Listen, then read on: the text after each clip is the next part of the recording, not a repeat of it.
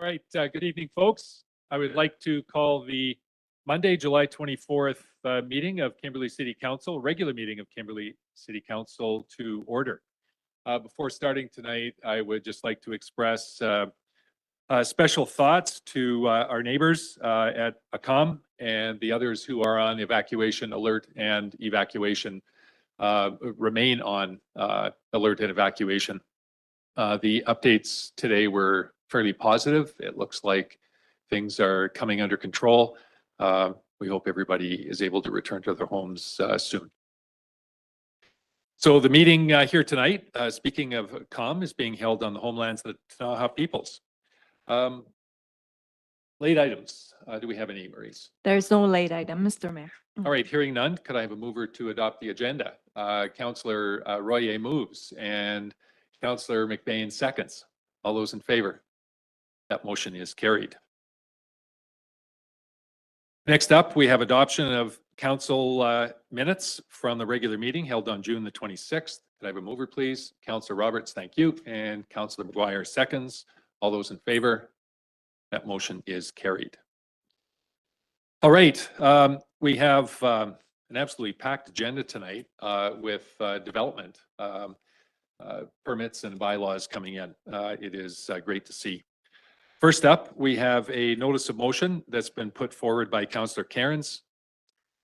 Could you kind of read the motion and then kind of explain to us what it's about? Absolutely, thank you. So we went to public hearing and heard clearly that the community has very significant concerns with this proposal and want us to follow the OCP.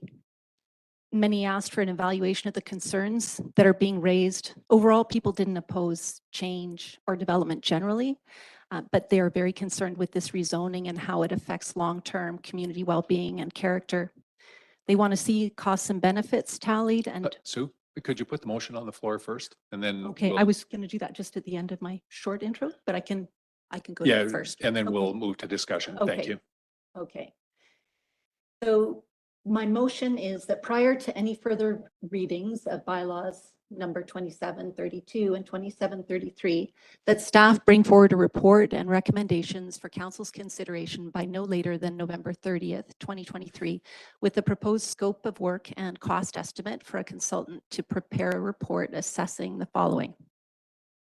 A, the costs and benefits of rezoning lots in Marysville industrial area from industrial, wholesale, and transportation, M1, to commercial zone, CS1. B, the potential economic, social, and environmental impact to the community of adding any new vehicle service stations, drive-throughs, and franchise restaurants. And C, other information responsive to concerns heard at the public hearings. And that after the consultant's report is completed, it be presented to council at the next scheduled council meeting, along with further recommendations on the procedure to place bylaws 2732 and 2733 on council's agenda for further consideration. I would like to make a comment before. Go forward. Okay, so back to, we've heard clearly from the community very significant concerns and that the community wants us to follow the OCP. Many asking for evaluation of the concerns being raised. Overall, we didn't hear opposition to change or development generally, but deep concern with this rezoning and how it affects long-term community well-being and character. There were requests for the costs and benefits to be tallied, and most of all, that we not break with the OCP. We also received a petition, which I've just put copies of it. Sandra, you've got one there. Take a look at it. It's from our local business community. It's from 103 signatories. The brick and mortar we rely on for our downtown's vibrancy, character, and economy. The petition is not opposed to rezoning, but asks for an objective assessment of our balance of commercial versus industrial and the effect on our economy. And asks that we understand this well before going to an irrevocable decision. They're asking that decisions that are contrary to the OCP and raise serious concerns be fact-based. Investment is destabilized by decisions that are contrary to our policy planning and branding. And those are the foundations we're working from. If this is a good idea, then this study will show that. My motion is to direct staff to bring the report. It will inform this and future decisions and strengthen our OCP and community engagement. And it's on the floor for discussion. All right, so I got a couple of comments that I'll make. Oh, do we have a seconder? Thank you for that, Councillor Roberts. The motion is moved by Councillor Cairns and seconded by Councillor McGuire. So I'll make a couple of comments, and then what we'll do is we'll go around the table and give everybody an opportunity to kind of weigh in on the comments. So with respect to starting out with anyway, economic impact, which seemed to be the biggest part of the discussion that we've had recently, what is it that we already know? I don't think we need to spend tens of thousands of dollars on an outside consultant to tell us what we already know about economic impact.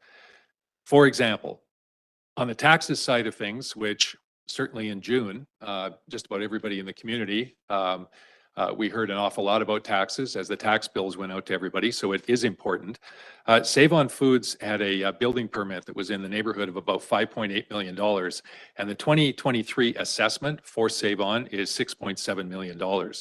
That generates about $117,000 in taxes for the 2022 fiscal year.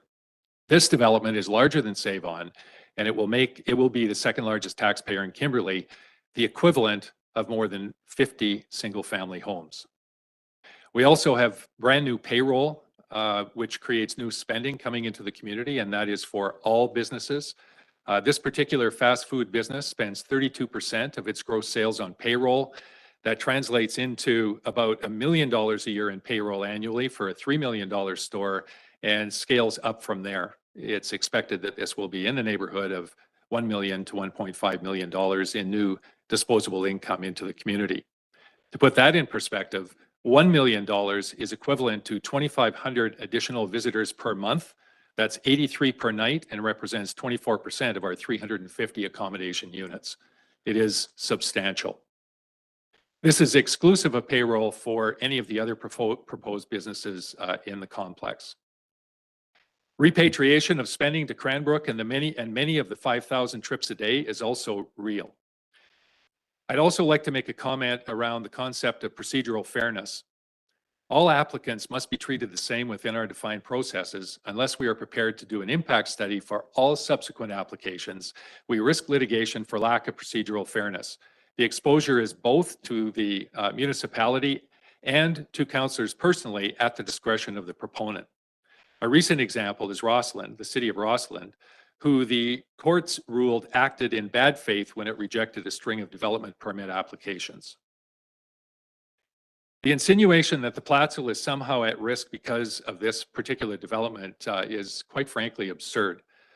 Creating fear, uncertainty, and doubt and driving a wedge between two thriving areas of the community is short-sighted at best and honestly fear-mongering at worst. For example, the 60,000 square foot meters The 60,000 foot, so I'll just give everybody fair warning right now that in council chamber, you listen and not respond. And I'll give a couple of warnings. And if everybody doesn't behave accordingly, you'll be asked to leave.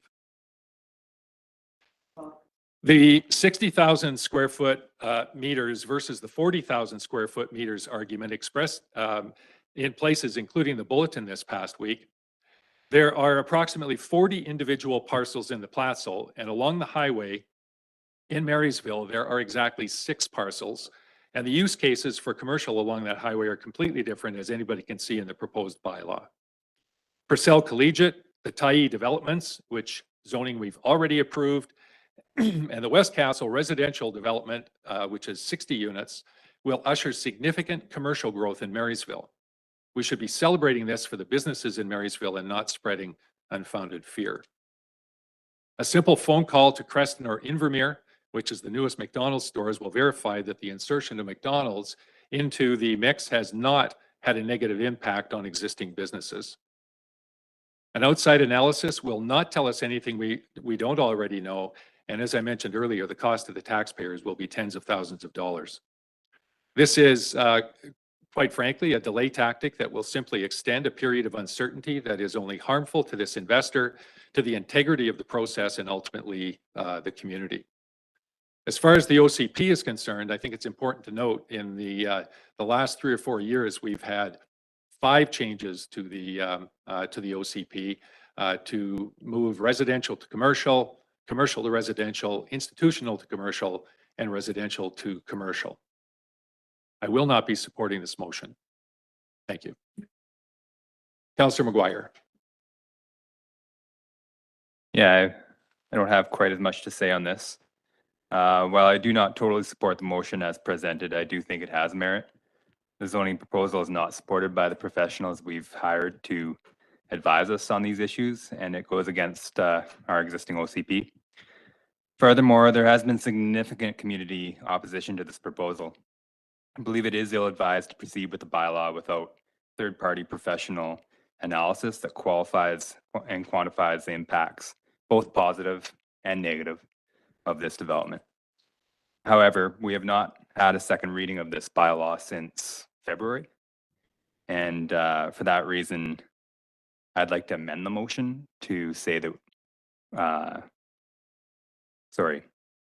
like to amend the motion to strike any further readings from the motion and instead insert third reading. And this would allow us to proceed with second reading, which is on the agenda. And I'd also like to strike November 30th, 2023 and put next council meeting, next regular council meeting. That way it's not as much of a delay tactic as the mayor has mentioned. Sorry, Councillor, what was the first? The first amendment is to strike further readings and replace with third reading, which allows us to proceed with second reading this evening. It also means that we're not wasting money on something if we don't proceed with second reading. Is there a mover for that motion? Councillor Cairns moves. We'll call that question. All those in favor of that amendment? Opposed to the amendment? The amendment passes. Did you capture the right? All right. With that, we are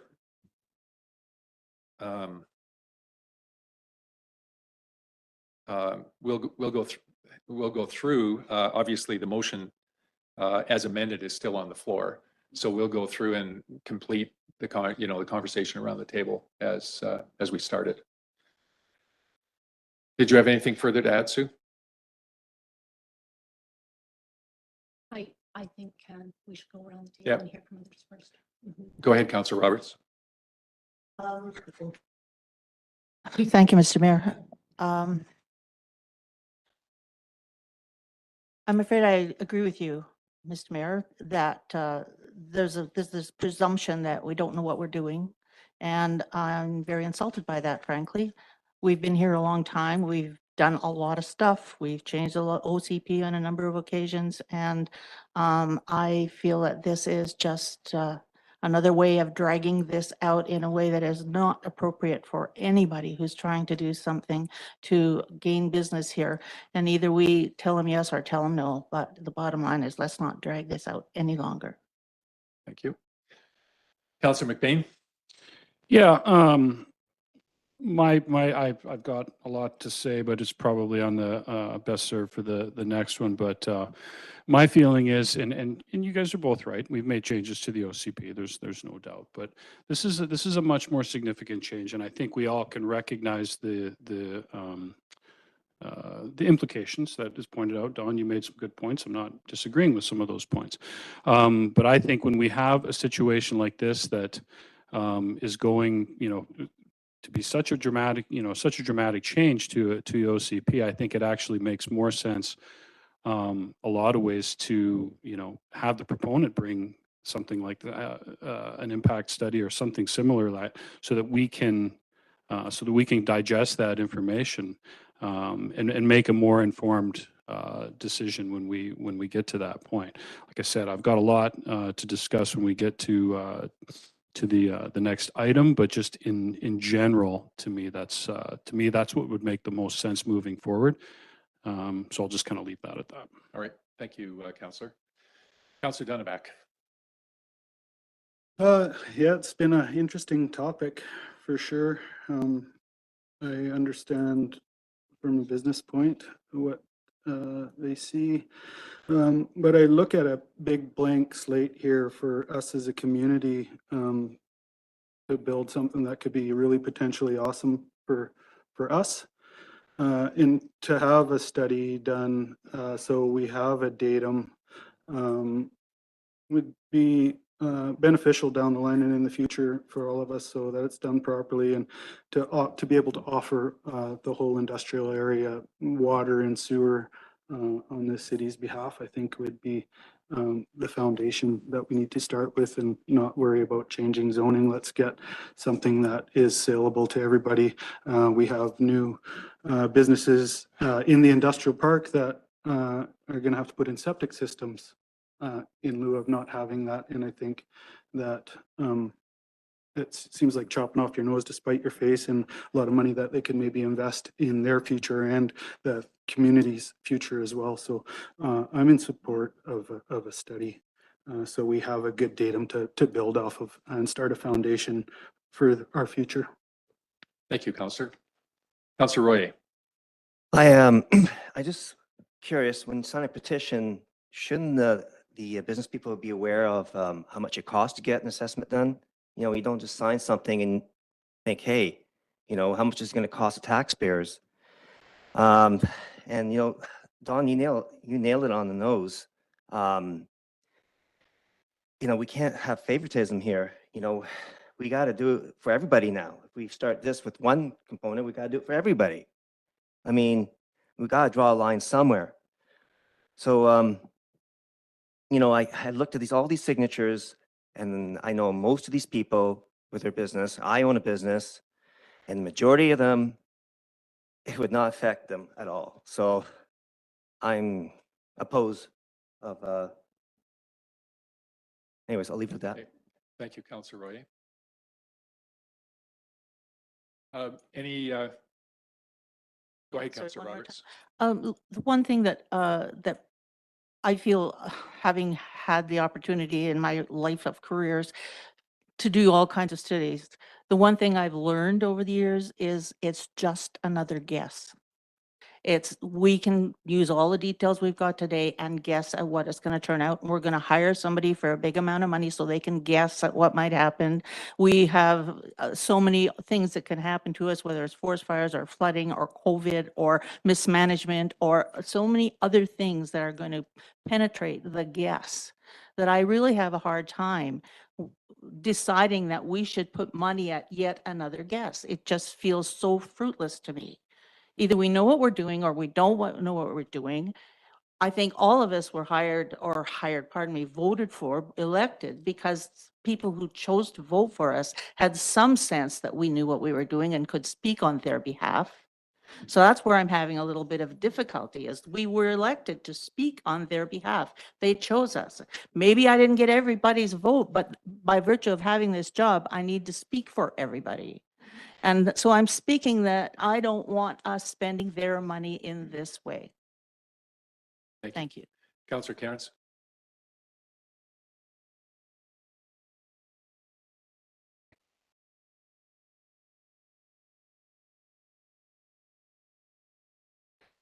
So when we look at the investment in the community of the signatories of the petition, it's huge.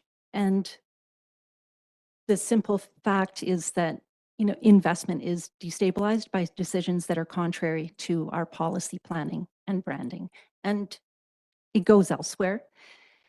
What the effect is on our tax base of this decision has not been assessed. There's a lot of numbers that are being thrown around.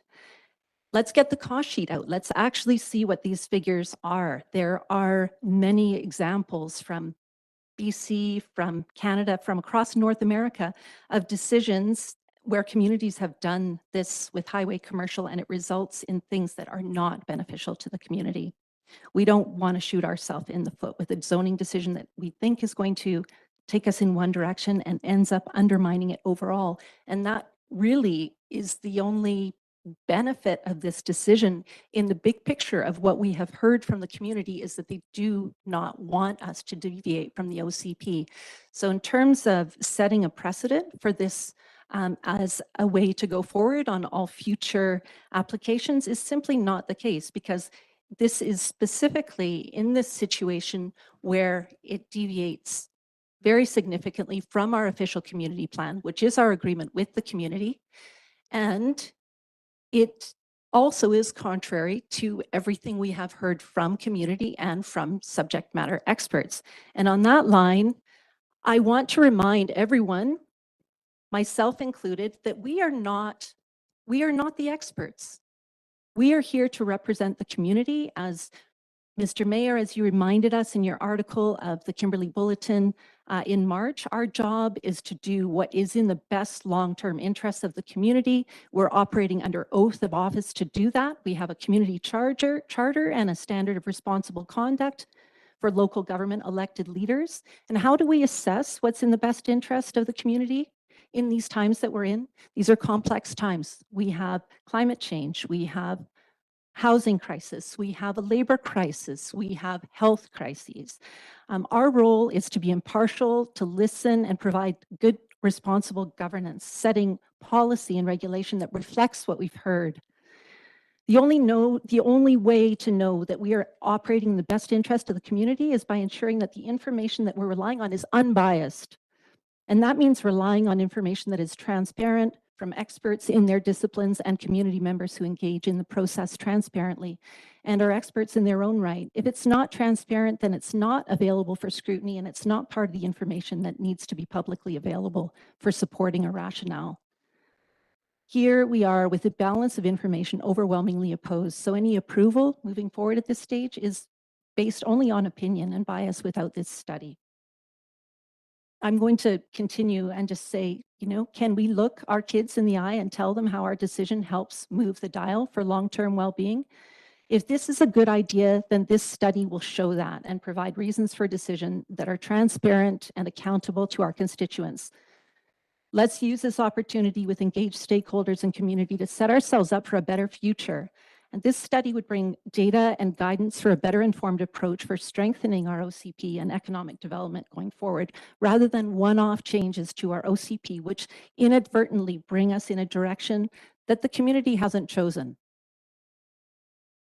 In my view, with the information that we have on the table, all of the advice that we have from the subject matter experts, as well as from our community and our official community plan, it would be irresponsible to move any further in this process without a study. Let's get the facts. Thank you, Councillor Cairns. Last call. We are speaking to the amended motion. Okay, call the question. All those in favor of the motion as amended? Those opposed? Councillor Royer, Councillor Roberts, and I am opposed. That motion is carried. Okay, next up, we have second reading for bylaws 2732 and 2733. Oh, hang on. Am I on the right one? Yep. I am on the right one. Yep, thank you. And 2733. And the motion on the floor is, hang on a second. Lost my spot. Bear with me here. Got that? It's not.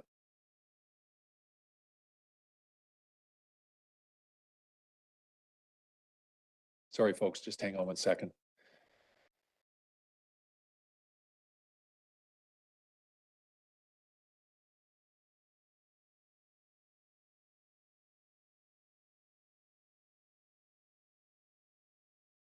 Yeah, so the motion that's going on the floor is that council approves second reading of bylaw 2732, official community plan bylaw number 2600, Amendment number 5, 2023, to change the official community plan designation for the proposed property located at 1006 304 Street and 361 315th Avenue from industrial to commercial. Can I have a mover, please? Mr. Mayor, mine says decline. That's the motion. On the Actually, it doesn't. It says the recommendation is to decline. floor. Okay, sorry. I'm putting a motion on the floor to approve. Okay, mover, please. Councillor Royer, thank you. Seconder, Councillor Roberts. All right, discussion. So what we're going to do on discussion here, again, I'm going to start out with a few comments and then we're going to go around the table exactly as we did prior. So everybody has an opportunity to provide input. There will be no time constraints, as usually happens at regular meetings. So feel free to take as long as you wish to make your comments. But we're only going to go around the table once, and then we're going to call the question. No, three minutes might be a tad difficult under the circumstances. So, all right. So my comments are segmented into 3 areas. First of all, tonight's decision. Secondly, why larger commercial development is needed, and implications of this decision on future path forward. So the decision tonight that is in front of us is as follows. Is it reasonable that the existing M1 parcel be zoned commercial? There is zoning for commercial building along the highway into and out of virtually every village and town and city. There's a good reason for that. Use cases accommodating larger commercial business that is not suitable for residential areas because of access requirements, traffic volumes, parking, noise, and lights. There's good reason why this happens. It allows for that development without it infringing on residential areas.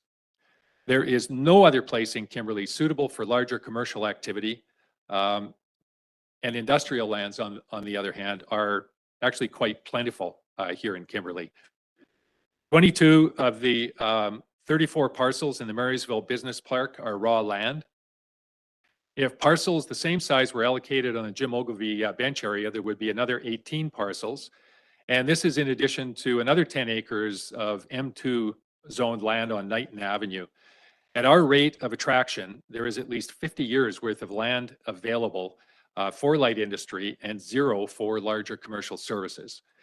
We have lots of work to be done on the industrial accessibility.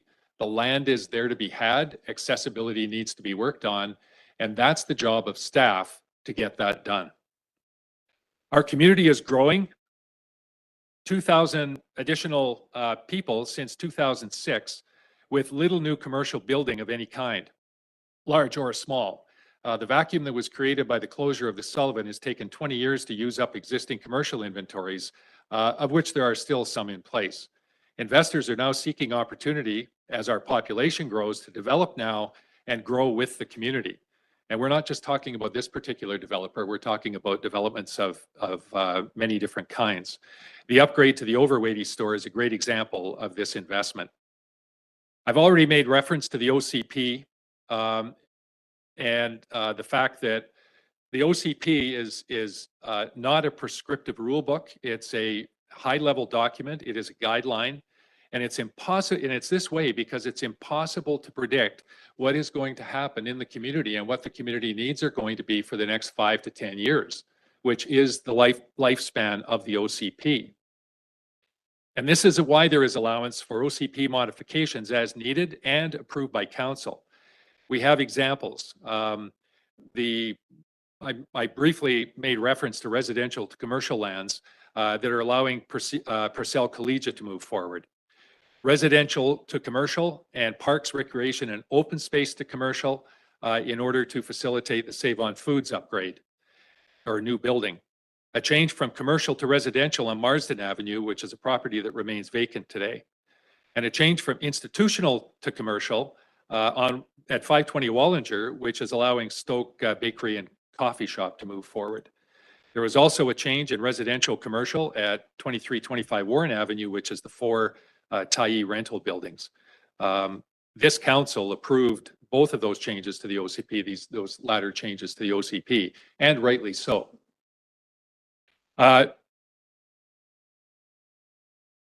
There is overwhelming evidence that supports the amendment to rezoning of this land. Now, why is larger commercial development needed? I want to briefly go over a couple of things. First of all, through this debate, I've heard a number of people say that they're not concerned with taxes, that it's okay to raise taxes as we need to either keep or add services. And believe me, that's nice that some people are in that financial position, but of the 8,000 people in Kimberley, not everybody is in that position. I think of our 2,000 seniors who live in Kimberley, but still many of them in the homes that they raise their kids in on fixed incomes that get squeezed with every tax increase. I also think about the 1,600 or so renters in Kimberley whose rents are escalating in part due to tax increases being passed on by the landlord. I'm also thinking of the many young families, whether they own or rent, dealing with the crazy inflation that we've been experiencing over these last couple of years. And I think about, pardon me, all of our residential taxpayers who carry the 87% tax burden that is our tax rate here in Kimberley. Council has a responsibility to keep taxes from escalating more than they need to, and growth of commercial taxation is a big tool in our toolkit. Why? Because commercial taxes are 2.5 times that of either residential or industrial buildings. Every $1 million of business class assessed value results in municipal top property tax collection of approximately $17,500. And that was based on 2022 tax rates. So this basically means that a single family home, if it's our average assessment here of single family homes is $426,000 as of last July the 1st. Which is the BC assessment date.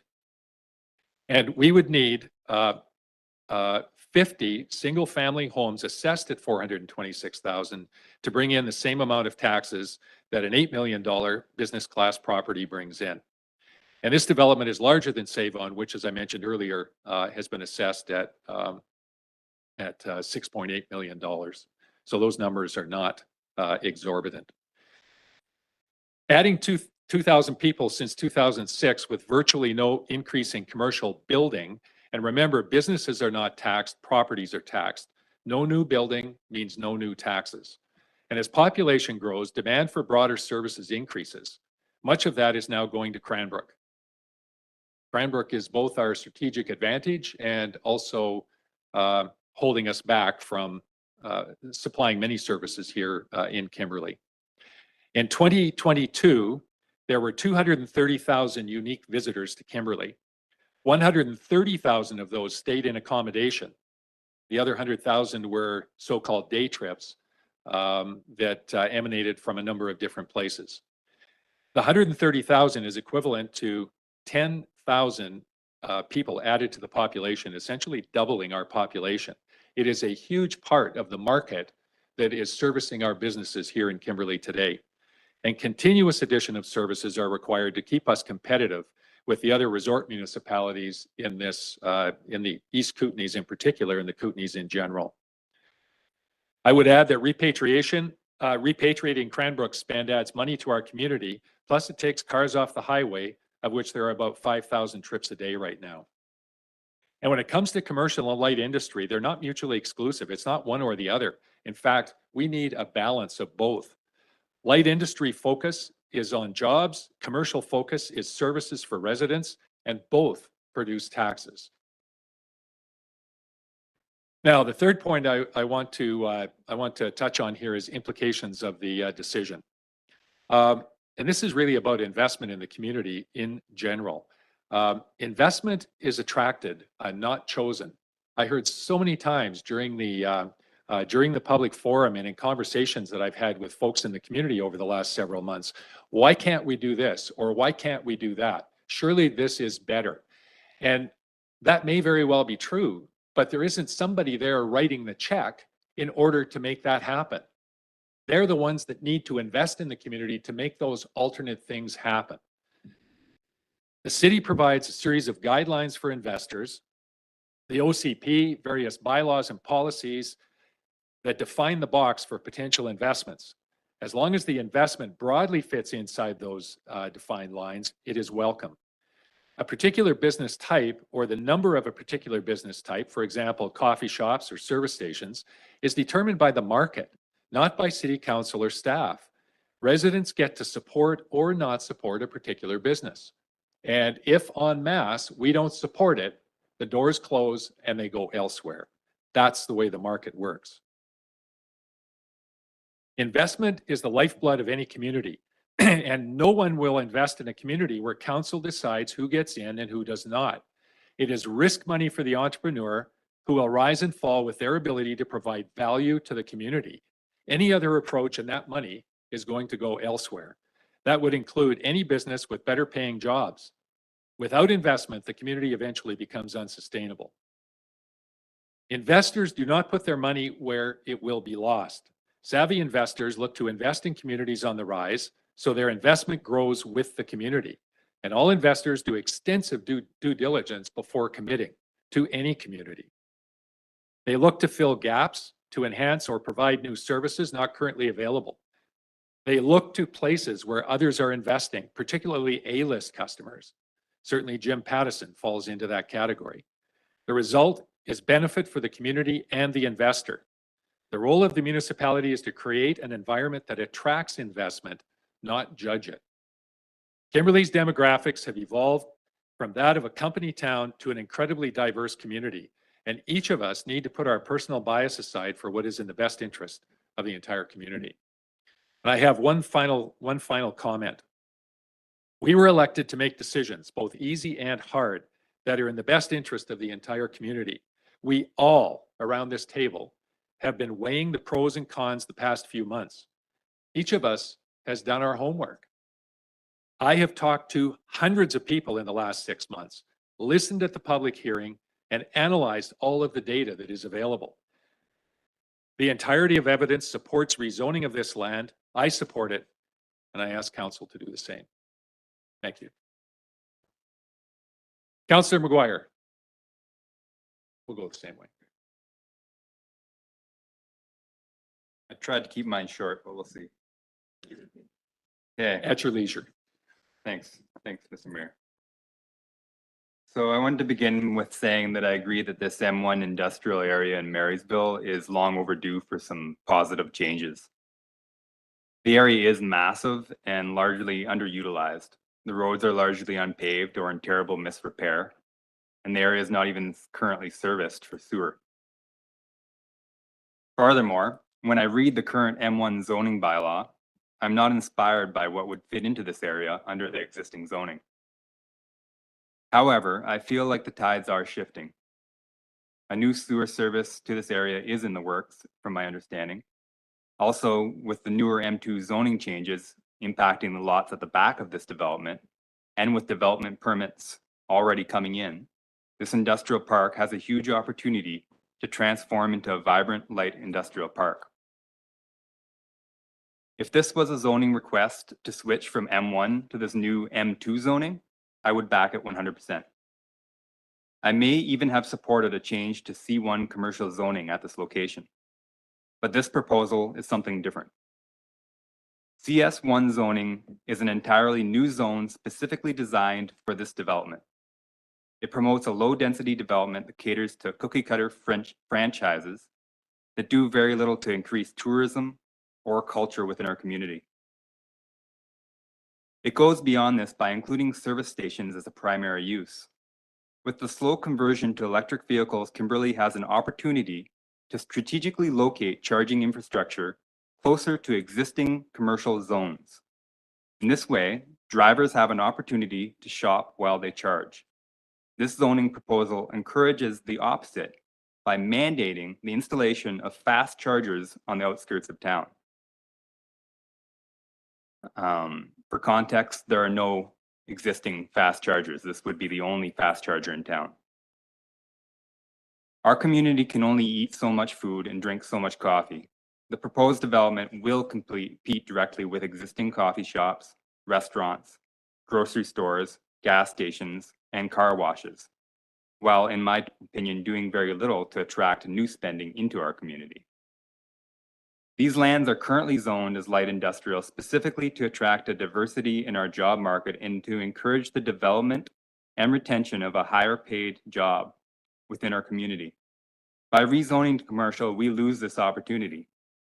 Furthermore, the majority of developable industrial areas require environmental certificates because of contamination, aren't currently owned by the city, and require major utility upgrades. This will take many years to develop, and the business case for developing these lands is likely very weak. The job market in Kimberley is already oversaturated with service level jobs. Local businesses are currently struggling to remain staffed. This development will make it even more difficult for these businesses to retain adequate staffing. Zoning changes of this type dilute the strength of our existing commercial areas by creating large parcels of commercial land that are outside of walking range of neighboring businesses. Rezoning should instead focus on densification and expansion of existing commercial areas to encourage shoppers to support neighboring businesses. Densification also has the added benefit of lowering infrastructure maintenance costs. The development will likely trigger a traffic light or a roundabout, which will inconvenience traffic to Cranbrook for work. Furthermore, this traffic feature will also funnel visitors into the new development before entering our existing commercial areas in Marysville. There is also a capital cost to consider with a traffic light. I don't have hard numbers on this specific traffic light. For context, I think the one in Nelson's $3 million. That's at Baker and the highway. And according to the numbers that I have, that would probably take us 15 years to pay back if the city was paying half of that development. I don't know who's going to pay for that. We don't even know if we need to put it in at this point. But if it goes forward, that's a significant infrastructure cost to the city potentially, and would take 15 years of the new tax dollars to pay off our portion of the light. While increased tax revenue, a new late night food option, and an affordable place to take the entire family are all compelling arguments in favor of this zoning change, my current view is that the negative impacts on our community far outweigh the benefits. While it is true that the city cannot pick and choose businesses that come to our community, it is our job to enforce zoning and to ensure that Kimberley grows in a way that honors the long-term needs of our community. This proposed development does not fit within the existing zoning, and this zoning change goes directly against the long-term goals set out in our OCP. And for that reason, I won't be supporting this second reading. Thank you, Councillor McGuire. Councillor Cairns, go ahead. Thank you, Mr. Mayor.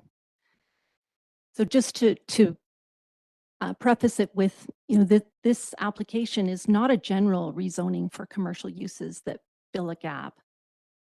There could be commercial uses, that could be beneficial for our community, but rather this is for a gas station, McDonald's, and a car wash.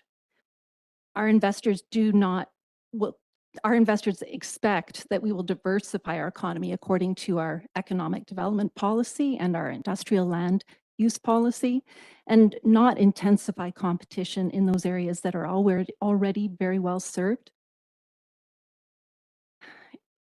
And I'd like to point out that, as you said, Mr. Mayor, in the Kimberley Bulletin article of March 16th, as long as investment broadly fits inside our planning guidelines, it's welcome.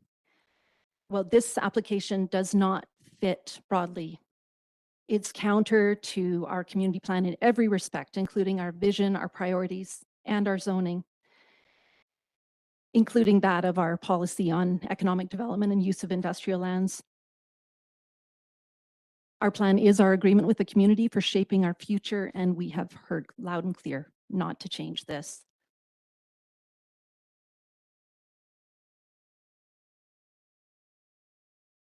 As you mentioned, investment is the lifeblood of any community, and investors need predictability. It's risk money for the entrepreneur who will rise or fall on their ability to provide value to the community. Any other approach and that money will go elsewhere. Without investment, the community eventually becomes unsustainable, as you've offered. Yes, correct. And our existing local business community are deeply invested and committed members of our community and need a reasonable expectation of predictability around city decision-making. That would mean council following the OCP, not changing it contrary to everything we've heard, staying in sync with the business and investment attraction messaging on our city website, and doing as our policies tell us, not intensifying competition into those three sectors of our local economy that are already very well served. There's such a long list of elements: economic development, living wage, employment, local business retention and expansion, housing, our children's health and safety, clean air, traffic. And as Matt Mosteller put it so well in his letter from RCR, it's hard to be different, but it's worth it. Kimberley has so many opportunities and good things underway. Let's allow space for those to unfold. I want to move beyond this conversation and pivot to build on our strengths and set us up well for the future. There are truly remarkable people and businesses in our community seeing our evolving branding, local, entrepreneurial, innovative, and sustainable. This is all built into our OCP. Yes, Marysville needs revitalization, so let's work on that. I understand that there is also a grant, a revitalization grant available to us, and also very strong community interest in working together on economic development that helps build a solid foundation for the future. Our industrial park needs work. The city has a study in place for its development and a $1 million provincial grant to start to service these lands for industrial use. They are strategically important for diversifying our economy and for living wage jobs. This should be fixed upfront before closing off our options. There are many keenly interested in starting and expanding their businesses here if they could only access service lands. And so many good things are underway. Stoke, Tyee, Paranormal Skis, Windflower, and also CORE evolving. As you've said, Mr. Mayor, CORE, it's about industry that fits the values of the community to develop, to diversify our tax base and create more jobs beyond the service sector. That's a direct quote. It's the kind of thing that Kimberley needs, and it is evolving. Let's wait another year or two and see how things unfold. If the applicant is truly interested in our community, they'll be back. We have reserves. We're by no means desperate. And in the meantime, let's support a healthy local business environment consistent with our OCP and our branding. Support investor confidence by following our OCP. Making things more conducive for small and medium enterprise helps us meet our needs for strengthening local food systems and energy, shortening supply chains. Local ownership keeps more revenue circulating within the community, and so much more. We aren't like other communities. We aren't a highway pit stop. We can't be that even if we wanted to. This CS1 zone for the traveling public makes no sense here since we aren't on a through highway route. We are off the beaten track. People have to want to come here, and they do because we're a reprieve from the standard. We are not generic. Let's not throw that away. What we have is valued. When we're told everyone else is doing this, so let's do it too, that's never a good reason for a decision. Certainly not as a parent. It wouldn't be what I would tell anyone. So until the post-war period, cities had for hundreds of years evolved their downtowns, and then car culture and outward expansion killed this cycle of reinvestment. Outward expansion has the effect of undermining downtowns. We see this in almost every city across North America because they all succumb to the short-term allure of highway commercial development. Let's consider our own needs and our sense of place rather than jumping on the bandwagon. Tax base is important, but by itself, it does not make for a strong community. And the effect on our taxes has not been quantified properly or any kind of unbiased way. Quite often, the decision has been made on bases of taxes that hasn't unfolded how it was anticipated.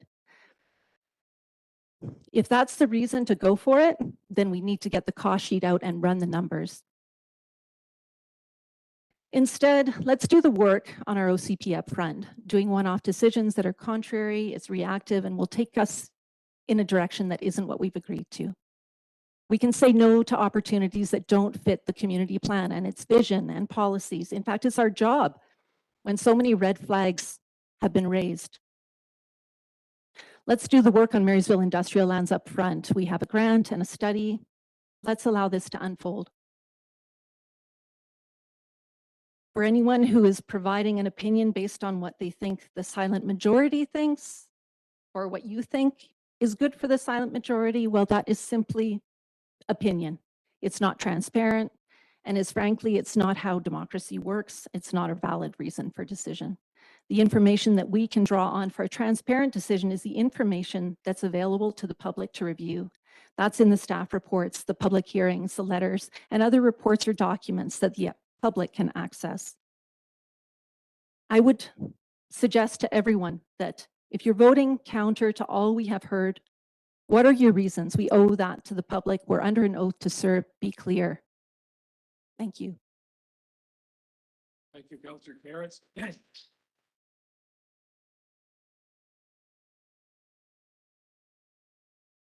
ahead, Councillor Roberts. Thank you, Mr. Mayor. Well, after those university dissertations, I'm going to sound like somebody's mother here.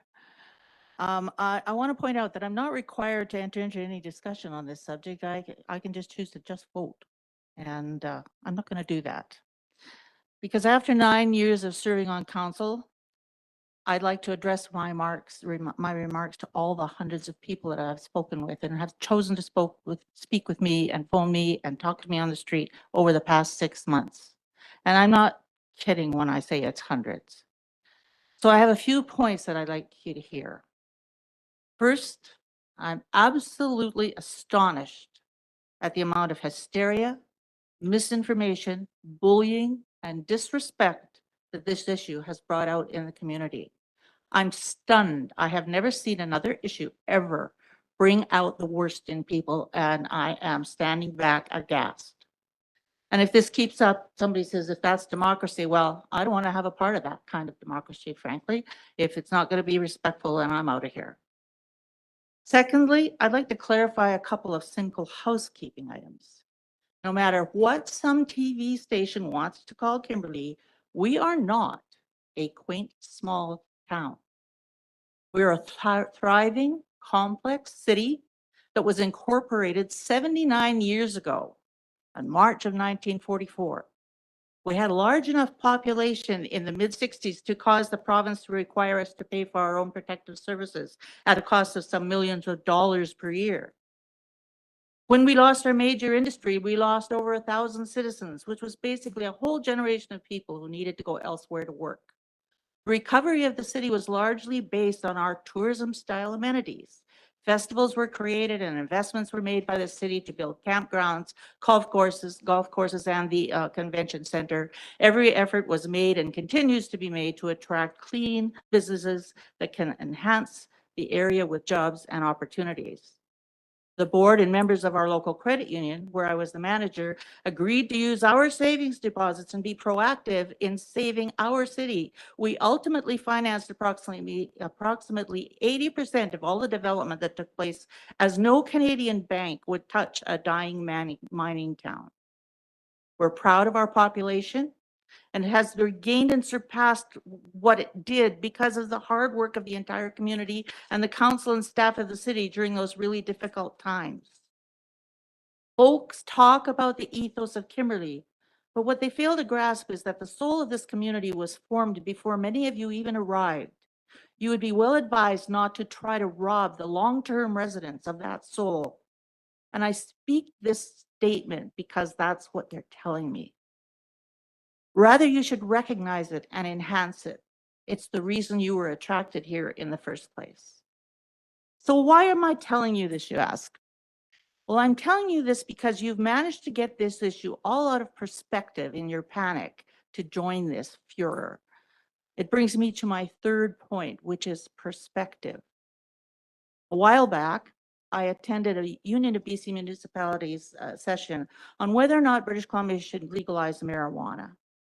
And after a number of noted presenters, Dr. Perry Kendall was the last to speak. Now, Dr. Kendall was BC's chief medical officer for 20 years, just prior to Dr. Bonnie Henry. And after making a number of points, Dr. Kendall stated, BC does not have a drug problem. BC has an alcohol problem. And we could say that since the rise of fentanyl usage, that of course, we now have changed that to include drugs. So let me ask you to consider, please, if you know someone who has a drug or alcohol problem, who has lost their job because of a drug or alcohol problem, who has lost their family because of a drug or alcohol problem, or in fact has lost their life because of a drug or alcohol problem. I'm pretty sure just about every one of you knows one of those people. Alcoholism in women between the ages of 18 and 40 has increased by 70% since 2014. In Canada, 2022, the average daily death rate due to opioids is 20 people per day. And yet, there has not been a single ripple about the opening of several marijuana dispensaries, breweries, and distilleries, which everyone here is eager to patronize. Nor does anyone seem particularly worried about the number of small children that are brought to these places to hang out and play around on the floor and watch their parents drink. Now, please consider if you know someone who has lost their job, lost their family, or lost their life because they ate at McDonald's. Because they had lunch at Nina's Gardens, where it was right above the gas pumps. Or because they purchased fruit and vegetables from Centex, which has gas pumps attached. Where is your common sense? Being old has very few perks, but one of them is that if you hang around long enough, you can see how some decisions can pan out in the end. And the idea of restricting types of businesses, that it has been played out in a few places with a lot of undesirable outcomes, not the least of which that no one wants to come there anymore. Why? Because they can no longer find a plumber or the regular services to support the population. It is not a good place to be. Councillor McGuire indicated that he would love to see the densification of the commercial areas. And I would think that would be a wonderful idea, except for one little tricky thing there. We don't have any land, folks. We are 3.5 blocks wide and 11 kilometers long, slinking down a valley, trying to find a place that we can build something on, that we can get water to, that isn't going to fall off a cliff or into a ridge. So it makes all good sense in the world to say, well, yes, let's densify, but just whereabouts are you going to do that? This meeting, in fact, is about zoning to facilitate future commercial business. And I will state very clearly that I will never, ever vote to restrict an individual's right to develop a legal business. Back to you, Mr. Mayor. Thank you, Councillor Roberts. Councillor McBain, you are up. Okay. I'm going to try to stick to what I've got here, but I will riff a little bit because some actually, Sandra, what you said resonated with me. There were a few comments that struck me at several hearings, and you're right. You know, this town was built on a different way than it is now, and yeah, sometimes it's a little bit insulting to you know, to hear I guess newer people come and you know, lose some of that perspective from the days of the mine. So I appreciate you bringing that up because it is a good point. Also bring up too, before I get into this too, Mr. Mayor, you know, a lot of people forget that we did have an economic development officer here, and we don't anymore. And you've had to take that role on. And a lot of people do forget about that. You take a lot of heat. And I think a lot of times it's unfairly. So yeah, I just wanted to point that out as well. So I'm terrible at riffing verbally, so I had to write everything down just so I can be articulate. So before I started my comments, I'd like to applaud the participation from all who attended the in-person and virtual hearings. People were very respectful of each other, aside from a few comments that strayed into the realm of personal attacks, which I will just say does not help anything. when you're trying to make your point. I actually think it makes it a heck of a lot worse. The feedback was useful and informative. My vote to reject the original staff report was in the hopes that this dialogue would take place, not on the merits or validity of the report. I still support that decision. The discussion is around town has been robust and I feel productive. I don't think anybody can deny that. We knew some of this was going to be coming, and it's been great to talk about. The mayor is correct that we need to diversify our tax base. I would like to see this accomplished by servicing our existing lands that have been zoned industrial. Based on feedback that I've received in the community, this will create a much more inviting scenario for light industrial businesses to come set up shop here. If we had these services, or if we had these areas services for several years with no interest from the light industrial sector, I think this discussion that we're having right now, we wouldn't be having. I think it would make a heck of a lot more sense. My suspicion is that by removing these barriers of entry and servicing these areas, we would get the type of investment that fits well within our current OCP. And Don, I think this is something that you and I have talked about. I think we both agree. Opposing this zoning amendment does not make council anti-business. What an opposition to the zoning amendment says to businesses is that we have a plan in place with zones are available for development, and you must work in good faith to stay within those boundaries or provide us with a really strong case of why we should deviate. Over the past 2 decades, and especially the last 5 to 7 years, our current business community has worked within our OCP framework and has adapted with our evolving town demographic. New businesses took high degrees of risk to procure properties or pay elevating rents to make a go of it in a town that they enjoy within the framework that our OCP has provided. I'm not a business owner. I've chosen a path to work as a profession to provide services to my employee within a defined position description to avoid stress and to limit exposure to risk that business owners face. I certainly do not think it's up to council to decide who comes to town. We have a couple folks on council who took that leap and made positive contributions to the town working within the framework of our existing OCP. Others, including my 2 colleagues, have created their own competitive advantage through innovation, developing superior products, and creative marketing and branding. Councillor Dunneback has given us examples of how he's had to invest large sums of money to remain competitive in his business, taking the risk of spending new money on new equipment for long-term viability and for better service to our town. And I think most of us do recognize Steve's branding. It works. By voting in favor of this, we are the ones creating the competitive advantage to another business by dramatically changing the zoning to fit their plans. This is where the unfairness lies. Therefore, I would contend that opposing the zoning change actually strengthens our commitment to our current local business community and those who want to come here by effectively saying that everybody plays by the same rules. So what about that unicorn of a business that does not fit into the plans? I think we've already touched on this a little bit. We are going to allow major deviations to zoning that are put in place to meet the ideal plans of the proponent. I would like to see a much more detailed presentation on how this will fit the town socially, economically, and culturally at the proponent's expense. Loose projections about job creation and potential beautification of the area are simply not enough on their own. We are not a desperate town, and a hell of a lot of thought went into the OCP. Given the amount of public feedback provided at council during the initial rejection of the staff report to the public hearings, the proponent had ample opportunity to cement their case with data to put addressed concerns to rest, but that really did not happen. Frankly, and this, I'm just kind of riffing here, Don, you've actually been a better proponent for them than the proponent themselves, unfortunately. And that's not against you. Like I said, you're doing economic development, you're doing your job.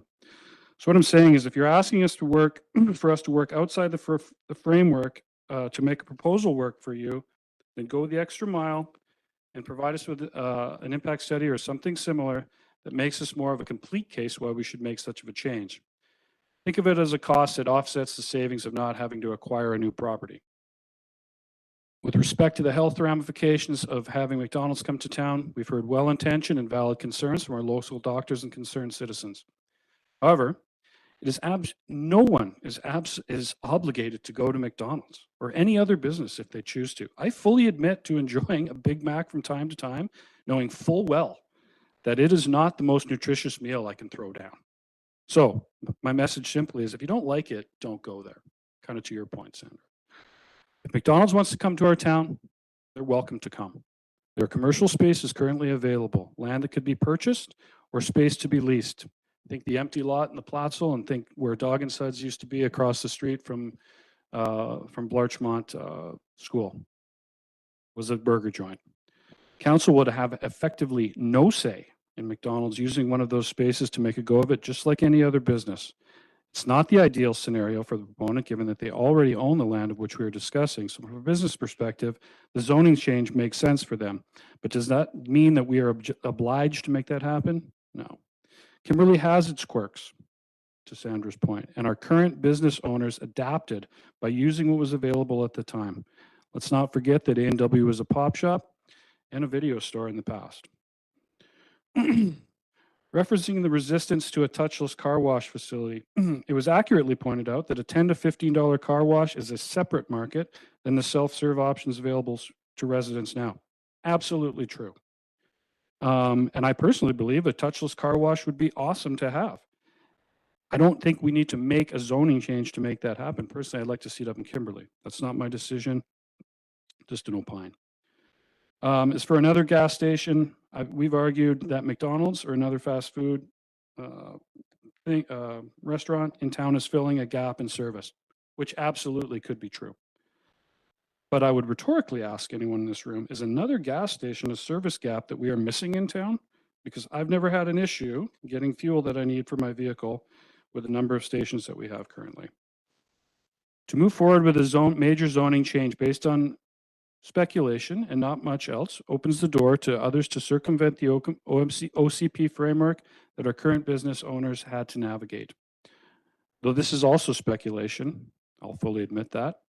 I believe this makes us vulnerable to others who will take the same approach, which may not be in the best interest of the city. And I'm thinking about our coffee businesses and culture. Major change will come, and if they can find a way to create the ideal situation for themselves, they will.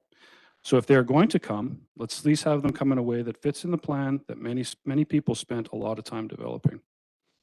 I do caution the folks about who've taken an all hands on deck approach to resistance. When you use every idea you can possibly come up with to provide resistance, you too open yourself up to hypocrisy down the road. As an example, increased water waste usage, wastewater usage was brought up a few times at our meeting. Is it not possible, though, that we could have a wonderful new light industrial development come to town that fits within the OCP, creates higher paying jobs, makes sustainable products, but creates a lot of wastewater? Yeah, it's possible. So, valid consideration and concern? Absolutely. But turning a blind eye to something like that after you're railed against a fast food joint for potentially doing the same thing is not a great look. So let's be realistic and pragmatic. Lastly, I want to say that I fully support our planning staff for the work they do. One thing to note is that there has been frustration brought forth by other interested parties at the timeframes that they are working through with the planning department. We understand the town is growing, and we certainly do not want those who want to do business or are currently doing business in Kimberley to be addressed, or we want them to be addressed in a timely manner. I, for one, would not be happy to hear of a proponent working within our framework, walking away due to a backlog, etc. So Troy's not here, but Troy and Scott, my message to you is if there's more support that's needed, given the backlog of applications, whatever the case may be, let us know. We'd love to help. With respect to this proposed amendment, the planning team went in through fine detail the reasons that we should not support this zoning amendment using the tools that they have at their disposal as professionals in the field. I should note that none of us on council are planners. I'm certainly not. I've explained my reason to reject their original report, and I still stand by that. But where we are now, what is being proposed is more in line with making a development more convenient for a proponent than is what's best for our town. Therefore, I support rejecting the zoning amendment as it stands today. Sorry for that. It was really long. Not at all. Thank you for the comments, Councillor McBain. Councillor Dunneback. Microphone is yours. Thank you. I'd just like to say I appreciate and respect everybody that's taken the time to read all of these emails, talk to everybody. I know I've threatened push-ups at my shop for anybody who said the M word. Luckily, everybody came away unscathed. I'm a Kootenai kid. I understand the need to build a solid community, and what I see here is an anchor point for Kimberly to build the next phase of a future for our kids. 1/8 of our population are kids under 10, and that number is huge to me. I remember growing up in Fruitvale and going to machine shops that were mom and pop run, or a TV repair shop, mom and pop run, gas stations, body shops, quilting shops, all of it, you name it. Makers of all sorts and sizes, people that worked really hard to get to the place that they are now. Sorry, I get a bit emotional about this. It's important to have a community that wants to work together, especially in business. And to see community come together, business people, we're all eccentric in our own way, and that's what makes us truly awesome, I think. And to adjust something like this to make it more simple for big industry, big box companies, doesn't make sense to me.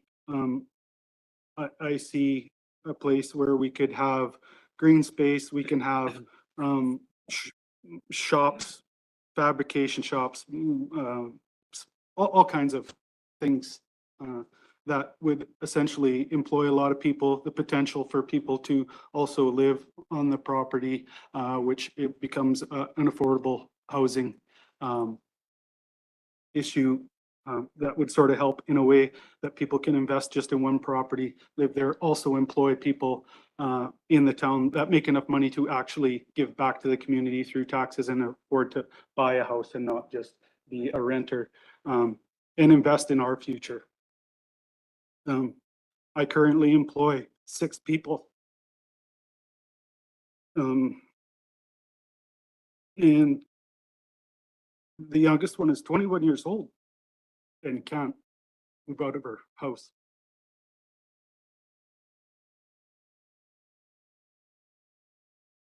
So I'm not in favor of this. I want this to be community built with heart and soul.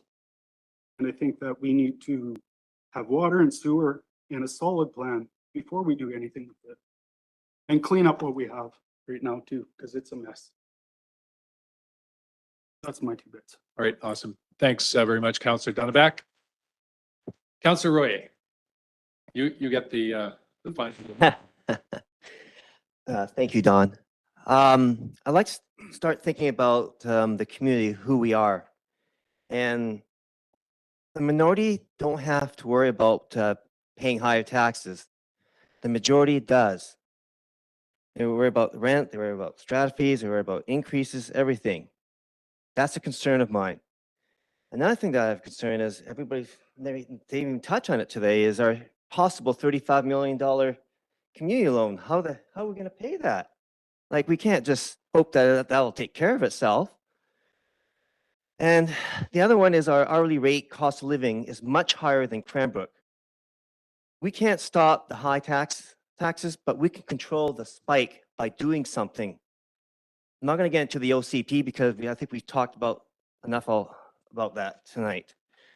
I did some extensive research. I went to the museum and looked up all articles when A&W started in spring 1999, and there was no opposition whatsoever. I talked to a long-term past councillor member. He or she said that the zoning change would be good for the community. No problems. My point is, each business in Kimberley has their unique niche. The regular clients will continue to go A loyal client is a regular client. Successful business owners will adapt and continue to give better service. I would like to conclude that if we do nothing with this zoning change, we will get nothing. If we go forward with a zoning change, we will get something.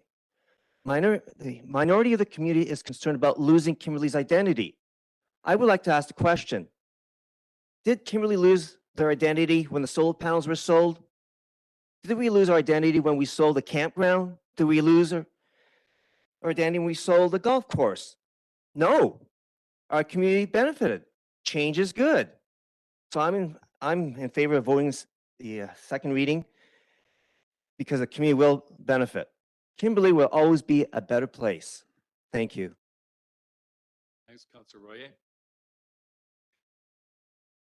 Okay, everybody has had their say around the table, and I'm going to call the question. And the motion on the table is to approve second reading. And all those in favor?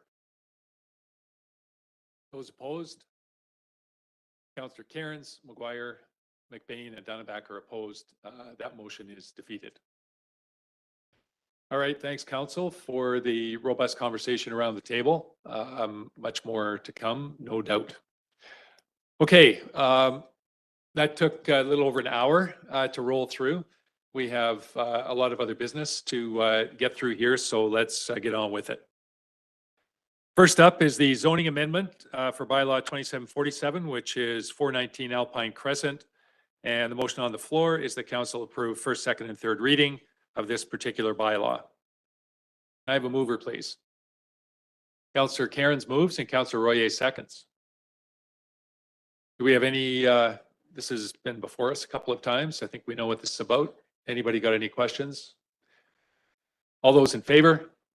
That motion is carried. Next up, if we need it. Next up is zoning amendment bylaw 2738, which is the light industrial zone M2 amendments. And the motion on the floor is that council adopt bylaw 2738. But I have a mover. Councillor McBain moves. Councillor McGuire seconds. Comments or questions? So I have a comment. It was disappointing to see that the amendment to the amendment for the self-storage was not included as part of this package. It basically means that we are approving this M2 zoning amendment, and the other proponent that has a development permit in with respect to self-storage is going to be hanging out to dry with the approval of this. So what I would like is to have some assurance from staff that for the next meeting that the amendment to allow self-storage, which is basically what I think council unanimously agreed to at the last meeting, will in fact be brought forward for approval. I would agree with that. Okay, so any council opposed to? Okay, so if we could capture that in the minutes, that would be awesome. So with that, then I will call the question on adoption of the M2 motion amendments. All those in favor? Any opposed? That motion is carried. Next up, we have zoning amendment bylaw 2746, which is for 72 Kimberley Avenue. It's the property that abuts the new Central and Watkins development. And the motion on the floor is the council adopt bylaw 2746. Councillor Roberts moves and Councillor McGuire seconds. Any discussion on this one? Pretty straightforward. All those in favor? That motion is carried. Kind of rolling through here, guys.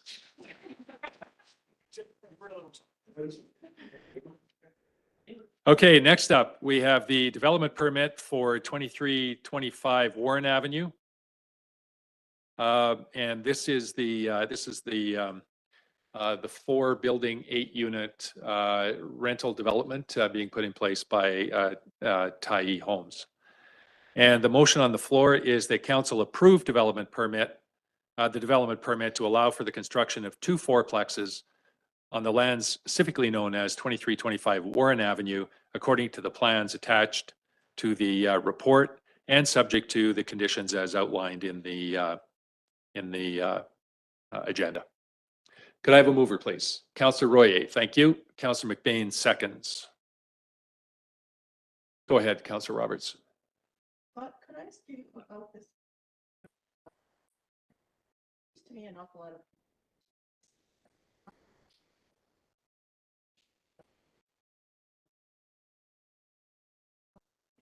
Is your mic on? Sorry, Scott. There seems to be a lot of conditions listed here that we don't typically see. Is there a reason why we're seeing all these conditions listed out? Is it because they haven't been met yet or what? These conditions are subject to our subdivision development bylaw. So they're standard. So they're given to staff by council Okay. as required items for a development of this size. Okay. Some developments are minor and don't require a long laundry list. Okay. That's what it felt like, a long laundry list, but Yeah. that's fine. I appreciate your description. Thank you. Further? That'll be great to see this development moving ahead. It's been sitting on the books for a while. Call the question. All those in favor? That motion is carried. All right, next up, we have development permit and a development variance permit for 2900 Rotary Drive. This is the purpose-built rental development at the end of Rotary as it heads on to Jim Ogilvie Way. And the motion on the floor is that council approve the development permit to allow for development of a 39-unit long-term rental apartment building on the lands that we have described at 2900 Rotary, subject to the conditions in the agenda. Did you have something over? Hang on one second. What is it? Yeah. Mover, please. Councillor McBain, thank you. Councillor McGuire seconds. This is another short awaited. It's happened fairly quickly, but much needed development in the community. Questions? Councillor McGuire, then Councillor McBain. Yeah, this is the first time I've seen this, so I was just curious if there's any presentation from planning on this, or we're just going through with the development permit without. I think Roy is in the Troy is in the conference room. Do you want me to have him come in? How did anybody else want Troy to come in, or is it just me? Because if it's just me, I could speak to it from here if that's. Okay, Troy. Yeah, we didn't want you to come in the room anyway. No problem. You can hear me okay? Yeah. Yeah. So did you hear Councillor McGuire's question? Yeah, I can give a bit of an overview on this one. It is, as pointed out, it's the first time you've seen or heard of this one. So this is an application for 39-unit long-term rental housing apartment building at 2900 Rotary Drive, which the address actually doesn't make perfect sense. This is actually more correctly adjacent to Jim Ogilvie Way, just at the north access point from Rotary Drive. This is an existing vacant unserviced lot that's been in existence for many years and had existing R3 zoning on it. The housing amendments that council adopted last fall under bylaw 2722, the housing availability and affordability amendments, were beneficial to the project as proposed with the changes to the R3 development regulations for some of the relaxed siting requirements and the various provisions that were adopted under that bylaw. So this proponent has come forward with a development plan. It originally started out as 38 units, but then increased to 39 units as we went through the various stages of our review. This will provide a nice mix of unit sizes that will really help work towards providing some much needed units and some smaller units, which are very much needed. So there's 18 one-bedroom units, 9 two-bedroom units, and 12 three-bedroom units. And this will be on over three levels in the building. Each unit will have one parking stall available on site with a couple of additional extra stalls for some extra parking or guest parking. There is also 2 bike parking spaces per unit being provided on site. They've met, the plans comply with all of the bylaw requirements, at least for the principal building. There is some accessory structures that do require variance approval. So they have, there is a development variance permit that's proposed as part of this. That's why there's sort of a 2-part recommendation here. And in an effort to try to ensure that the principal building can proceed, we're recommending that council approve at this meeting the development permit as presented there and as moved with the conditions of approval there that are set out. And that will allow for the building permit to move forward after this meeting if the development permit for the principal building is approved. We're also recommending that council direct staff to give notice to neighbors of the property about the proposed variances for the accessory structures for and I'll touch on that here in just a second, but we're recommending that council give direction to give notice of the proposed variances today, and then we'll come back at the next meeting with any feedback received and a recommendation around those. If for any reason council does not wish to grant those variances at the next meeting, then the applicant will revise their plans. Will need to revise their plans to make that work, or propose some alternative plan that may also need variance, but to be considered under separate application. This was most time efficient way we could see given the schedule. It's been unusual. Normally we will have the variance considered first and then both variance considered for approval along with the development permit at the second meeting. But in this case, we're recommending the council proceed with the development permit to allow that principal building to proceed. And we're recommending ultimately that the variances can be approved at the next meeting, subject to any feedback received, of course. But because of the subject variances are for the setback of accessory structures, which is a bike storage garage or bike storage shed, I guess. And some of the other covered bike parking structures, as well as the waste and recycling enclosure that will be set back from the east property line at a proposed 0 setback. And the requirement there is that they be set back at least 1.5 meters from that east setback. And part of our rationale for supporting that variance at this early stage is there's not anticipating to be any neighbors there. There's quite a large separation between the adjacent property and the rails and trail, which is about 100 at the closest point, 100 feet away from the east property line there, and separated by a considerable grade and some vegetation as well. So I don't think anyone's going to notice or realize that those structures are 5 feet closer to the side property line than the bylaw requires.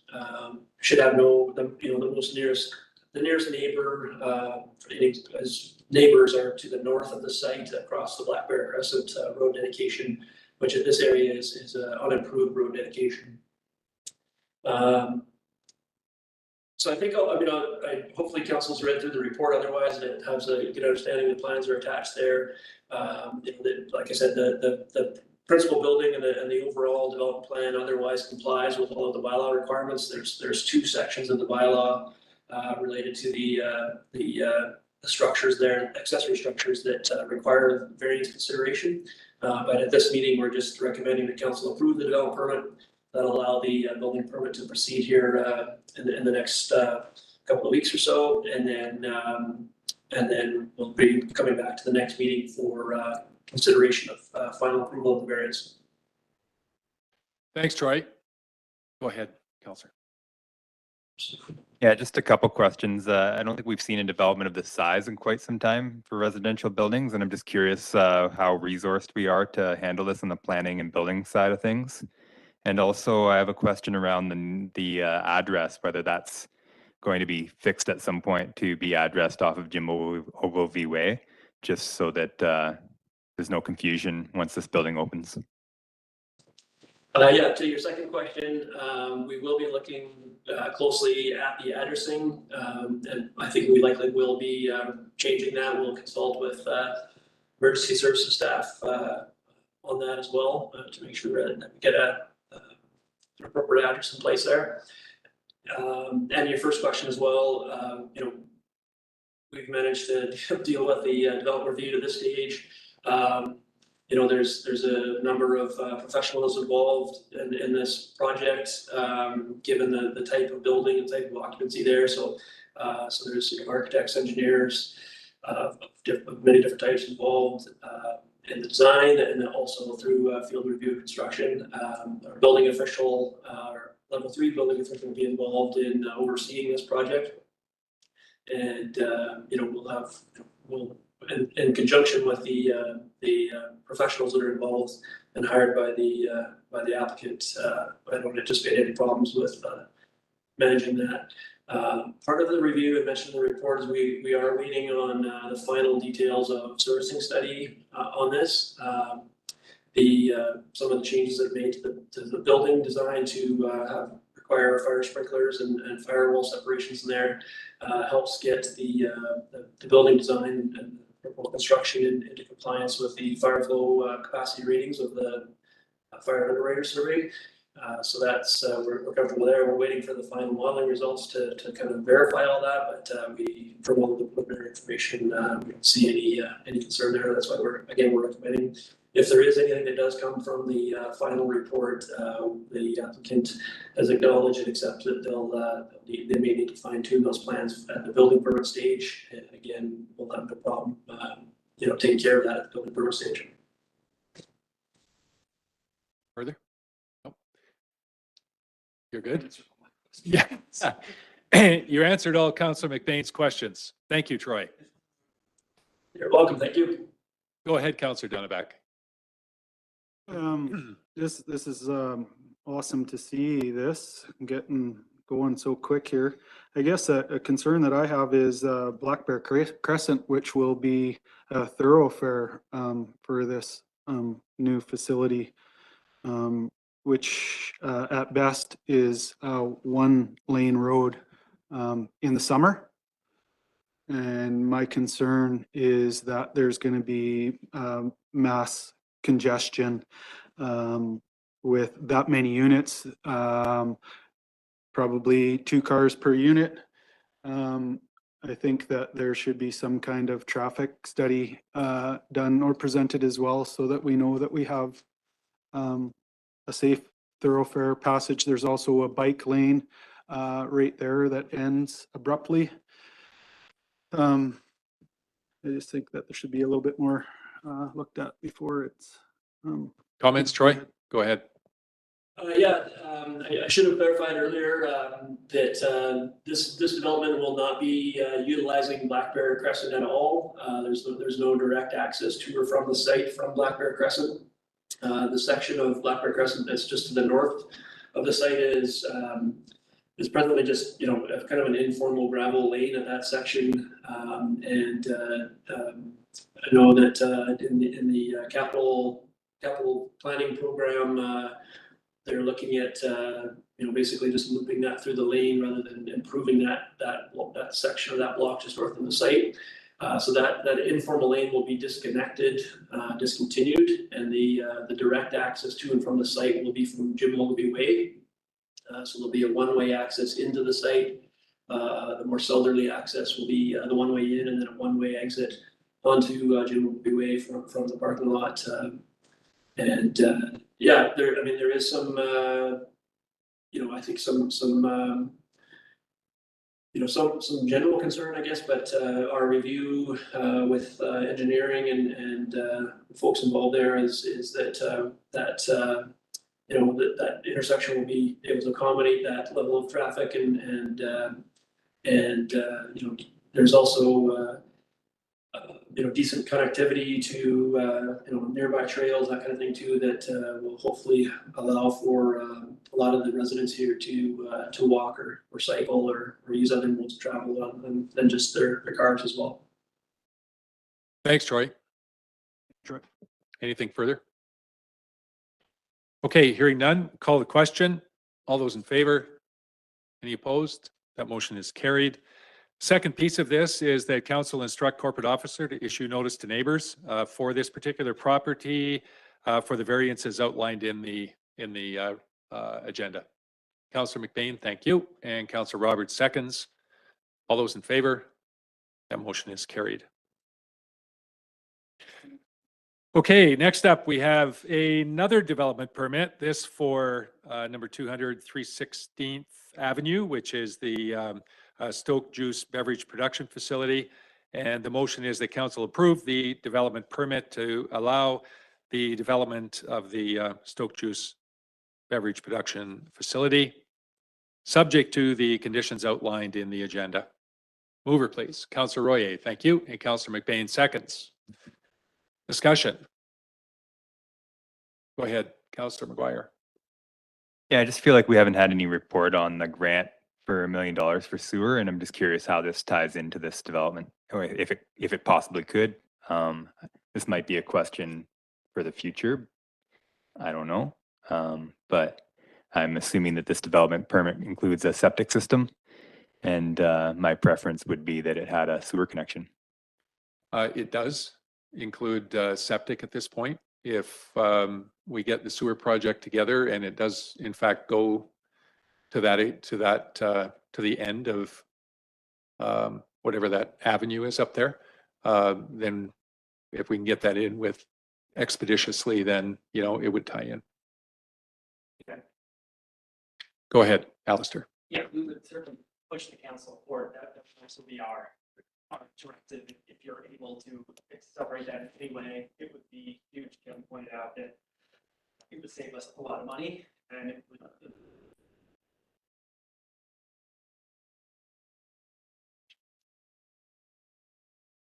And it has to match with your urgency for getting the facility up too. So, yeah.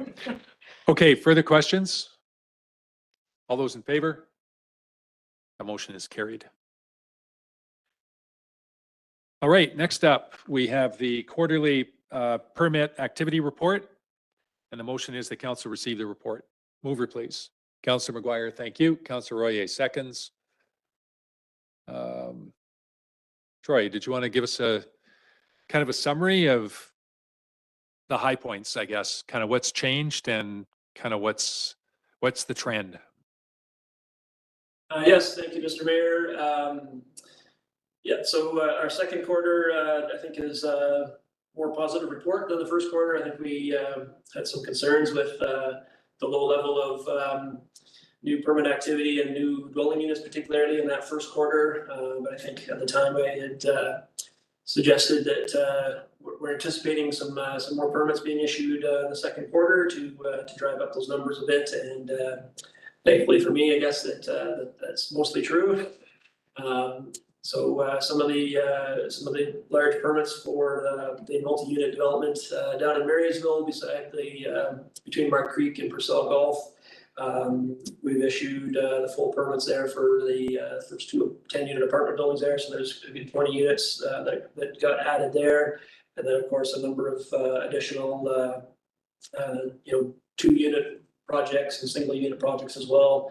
It's probably a bit more on average for this time of year, and with the more recent past anyway. So that's more on the building permit side, I guess. The planning application fees, again, were probably a little slower in terms of incoming applications than the two previous years, which were exceptionally busy, but still much busier than I guess the 3 years prior to the last two. So I guess if we classify the last 2 years as exceptionally busy, then this year is so far Just a bit busier than normal, I guess, moderately busy. Yeah, that's it for now, unless council has any specific questions. Thanks, Troy. Council? Hearing none, all those in favor? Motion is carried. Thanks, Troy. Next up, we have the 2 check runs in the order of $484,099 and $3,459,623 to be approved as paid. Councillor Roberts moves. Councillor Karen seconds. Go ahead, Councillor Roberts. That time of year. Pardon me, Mr. Mayor. It's that time of year when we spend the tax money and we start paying some bills. $1,044,000 out to the RDEK, which looks after our waste and any other number of things. And then $706,000 for the regional hospital and a few other of our requirements that all come due in July. Yeah, so those are for, so was the $1 million the requisition, or was that for taxes collected on behalf of? The regional district, I don't know how they bill it. Yeah, I think, I'm not familiar with how they bill it. okay, because we do collect money, the taxes on behalf of both, you know, the hospital. That's right. and That's what whatnot. these are. These I are the think that's what requisitions. these are. That, Yeah, yeah. okay. All right. Any further questions, council? Hearing none, all those in favor? That motion is carried. Okay, under correspondence, we have a few items that have some action, an action attached to them, pretty much in the form of letters of support. First up, we have the letter of support from Community Futures East Kootenay. Has council read through this? You guys know what it's all about? They're looking for a letter of support for this training program that they deliver. Sounds like we've done it before. They've done it before. It's a good program. Somebody'd like to put a motion forward? Yep. Thank you, Councillor McBain. And Councillor Karen seconds. All those in favor? That motion is carried. Next up, we have the Small Batch Family Care, also looking for a letter of support for the new licensed childcare center. Councillor McGuire, you move? Yep, thank you. And Councillor Royer seconds. All those in favor? That motion is carried. We have had a couple here proclamation requests. As council knows, we don't do proclamations, but what we do through their request is at least get it forward in front of the public and the media. This one in particular is for International Wrongful Conviction Day, and the committee that you know, does some hard work on behalf of those that have been wrongfully convicted.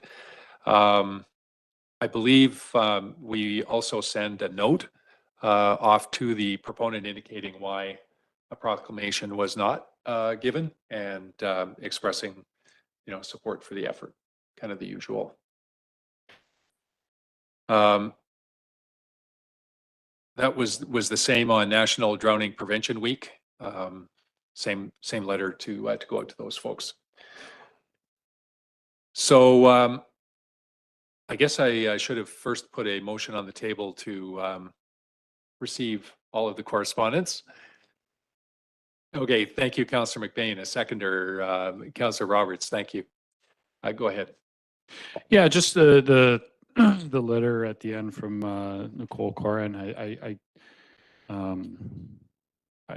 just want to express my support for the Daily Bulletin and all the work that they do. I know it's part of a larger consortium, but yeah, it's we're in strange times where, you know, the news media is ever evolving. But you know, the one constant that's nice to have usually is local news that's unbiased. I kind of go back as an anecdote. I look at the reporting that Jeff Johnson has done with the radio, and somebody who gave a pretty full-throated was a pretty full-throated proponent of the McDonald's proposal, but how he's reported on things has been super balanced and really, really good.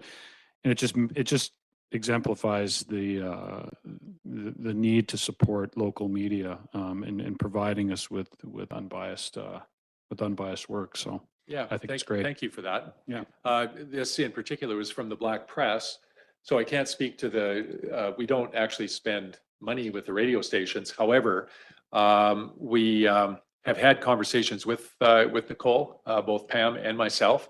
And the fact is that we spend hundreds of dollars on social media, and we spend thousands of dollars with the Black Press. The money we do spend on social media is required to get the kind of reach we need, at getting out to the population, which can't be done otherwise. But the percentage of support that we have for the local paper is pretty awesome. And those are Nicole's words, not mine. Okay, anything else anybody like to point out? Hearing none, call a question. All those in favor of receipt? That motion is carried. All right, that brings us to an end of the regular agenda. We do have several items in camera tonight, so we'll move through the question period. The gallery that we had here in Council Chamber has vacated, so this will be up to the members of the public who may call 800-741-7180, and when requested, quote meeting number 2770-629-0259 when prompted. And if you've got any questions for council on anything that has been part of the content of the meeting tonight, you are welcome to call in. And while we're waiting to see if anybody does that, we'll do a roundtable on councillor items. How about we start with Councillor Royer? Thank you, Don.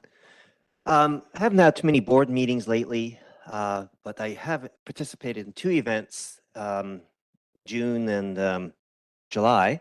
I'll start off with June. I did the Around the Mountain. I actually ran 10K. Well, started off 10K, but it was an extra 2.5. I had a mama bear in my way, and I challenged her, and I should never have done that. My learned lesson from that is do not get in the way of a mama bear. Just walk away and move forward. Thank you for that advice. Yeah, so that's the that's my first incident. And then in July, I was happy to report that I also participated in the bocce tournament, and it was very well run by Chamber of Commerce and the volunteers. I just want to make that comment that I had an absolute blast, and everybody else did. So that's it for me. Thank you, sir. Councillor Dunneback. I had the car show at the end of June, which was a huge success. I'm still hearing, Still basking? yeah, still recovering. Hearing from people all over the place that have gone to other shows, and just keep commenting on location and how awesome it was. So it's super positive and uplifting for me and my crew. I also had the opportunity to go in the parade, July Fest, with Don, dressed as Happy Hands, hurling candy at all the kids. My clutch leg is still healing from that one. To have my daughters in the back throwing candy and feeding us more candy, it was surreal, to be honest. It was a lot of fun. Yeah, it was awesome to see everybody coming out and just sort of kumbaya and enjoying and embracing Kimberly. Yeah, it was a great turnout, perfect weather. Got to attend a little bit of July Fest just to see the last show on Saturday night. It was nice to see that everybody was abiding and just enjoying the party, and it was yeah, it was awesome to see. So that's, other than that, just spend time with my new venture and my family. So it's been great. Thank you, Kevin. Jason. Official business in the interim between last meeting and this one, just had a health center meeting. Continuing to work on the direction that the health center is going, and there are things in the works, but it's probably not the best time to comment on that. But yeah, there is work being done to try to come up with a better path forward for the health center. So more to come on that. Somebody else, I think Steve, you mentioned there hasn't been. I mean, it's the summertime. A lot of people, boards and whatnot, kind of convene to summer activities. But yeah, I attended July Fest as well, only for the Friday night. I normally stick it out all the way through. Didn't have my usual Saturday nap to sleep off whatever was happening other times. But yeah, it was great. Great to see all kinds of people there having a lot of fun and for the most part behaving themselves. So always awesome to see any involvement, and just just went for a walk. This is just a general comment. Went for a walk this afternoon or this weekend, and just it's really cool to see the vibe of Kimberley really starting to take hold and to take shape. I mean, I've been back here now for about 6 years, and what I've seen is a progression every year, like of just a little more excitement, a little more yeah, just happy to be downtown and people going into businesses and really seeing everything kind of thrive again. It's really, really cool. Reminds me of when when things were like when I was a kid. So it's just a general comment, but yeah, it always makes me feel good when I go downtown and see that type of activity. It's great. So is it just a coincidence that coincides with your election to council? No, I'm surely not. Oh, no. Thanks, Don. Thanks a lot for that, but no, I'm sure it doesn't. Sandra? I was standing at the Brewery Park area when you went by in the car, and the gentleman beside me said, "Is that Dawn's wife in that costume?" I thought she'd get a kick out of that. Yeah, the answer was no to No, that. absolutely not. Yeah. Yeah. I Kevin had a tough time keeping that on for even the seeing duration of the it's parade. hot in there. Yeah. Yeah, they used to have to put a person with happy hands just to keep them going straight.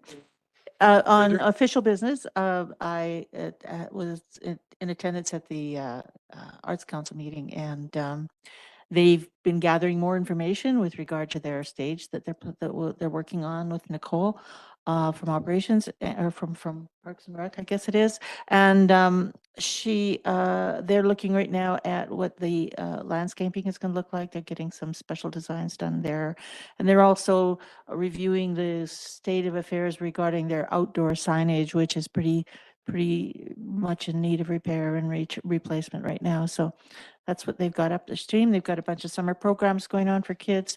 They've hired an assistant person who comes highly educated in the arts and in teaching children and teaching and organizing every kind of event you can think of. She's a part-time person who's probably going to be worth her weight in gold. She actually lives in Cranbrook and recently just arrived in Cranbrook, so they're pretty tickled Awesome. to have her around. The only other thing that I might add is that on the weekend of the July Fest, I participated somewhat unwillingly, I might say, at my 60th anniversary of high school graduation. Class of 73, 63. 73. No, 63. Sandra, work with me. You're Seven- trying, right? You're trying, yeah. I tried. I tried not to think about it. Yeah. That that's was it. cool.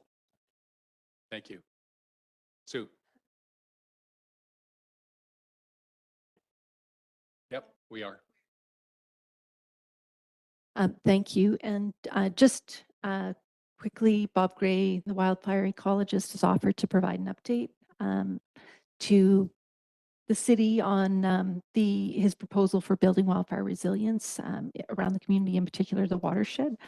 And he can also speak to the behavior of St. Mary's River fire in relation to the controlled burns that have occurred over the last number of years. So if there is an interest in that, I have made it clear that I have no budget authority, and it would need to be something he's just providing pro bono, unless the city is, I just got that email note from him this afternoon. So he did very happily come to the Watershed Committee in June and provided a couple of hours actually to the Watershed Committee pro bono as well. So I'm not sure that's something to pursue, talk with Maurice about what the city's policy is on that. But I think his interest is just in getting the information out there.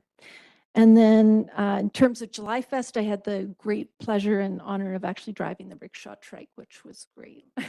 and so the riders were Mary Bergeron and Kitty Anderson, and they were so thrilled that they just kept saying, "Dear, could we do this every week?" And I said, absolutely, like, we're going to figure this out, but it might not be as much fun without the parade.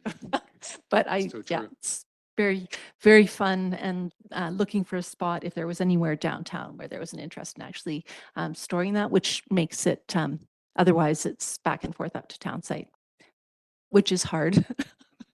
Yeah. That's Thanks, it. Sue. Thanks. Woody.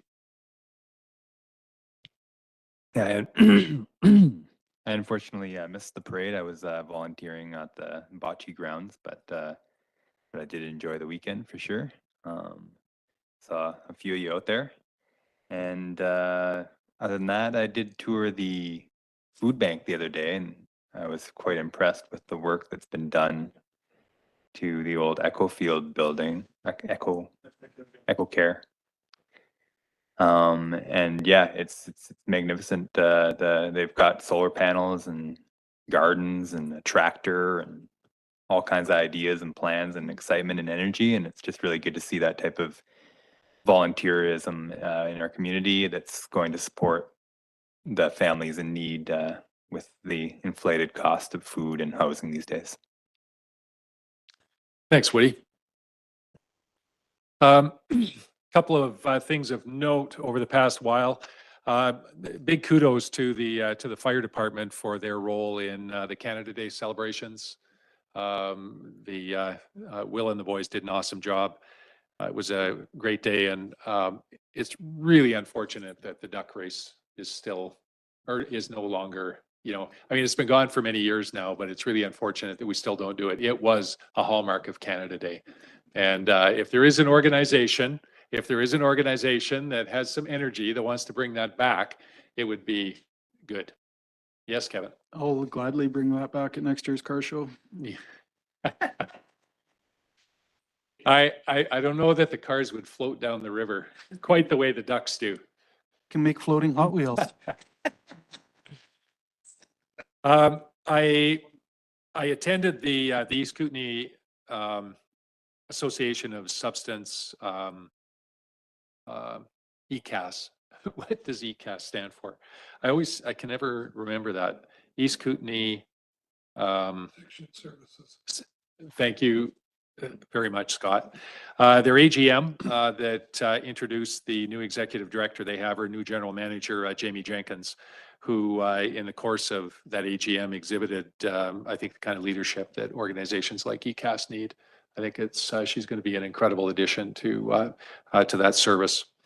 Had RDK, a couple of days of meetings at RDK, nothing really relevant to Kimberley specifically, kind of at that particular meeting. It is noteworthy that Jane Walter, through Area E, I'm trying to remember the not-for-profit that they got $15,000 from the regional district, $8,200 from the regional district. Jane Walter in Area E, which is rural Kimberley, supports a lot of the not-for-profits and things that happen in Kimberley, not to mention the $50,000 that she contributed to the rebuild of the gymnastics center as well. I know Jane doesn't get as much recognition as she should for the efforts that she makes on our behalf, so I thought I would mention that. July Fest, I had the pleasure of cracking the ceremonial first beer, which is always a lot of fun. And Bev and I hung out down there for a few hours on Saturday afternoon. It was just a lot of fun, and it's why July Fest has lasted for 50 years, is because of the amount of fun that happens at the event. I spent Friday and Saturday in Fernie at a Columbia Basin Trust board meeting, and I want to mention that specifically because one of the one of the things that was presented and will be, was approved and will be coming back out to communities, including Kimberley, is the summary of the Columbia Basin Management Plan, which is how the strategic priorities that the CBT will use for doling out the $55 million that it doles into the communities here. The final, it will be coming out here in the next little while, and the final approval for that plan should be at the board meeting in November. So marching orders leading into next year, and certainly organizations that have been getting money from CBT are quite anxious to kind of see what the marching orders are going to be for the next, actually the next 10 years is what this management plan is for. Okay, enough said. We've got some items in camera. Nicole, you've been patiently waiting. Thank you very much. Could I have a mover to move in camera, please? Councillor Cairns moves and Councillor Dunneback seconds. All those in favor? That motion is carried. Hey, we don't have to clear the room? Sure. Sure. Okay. Go.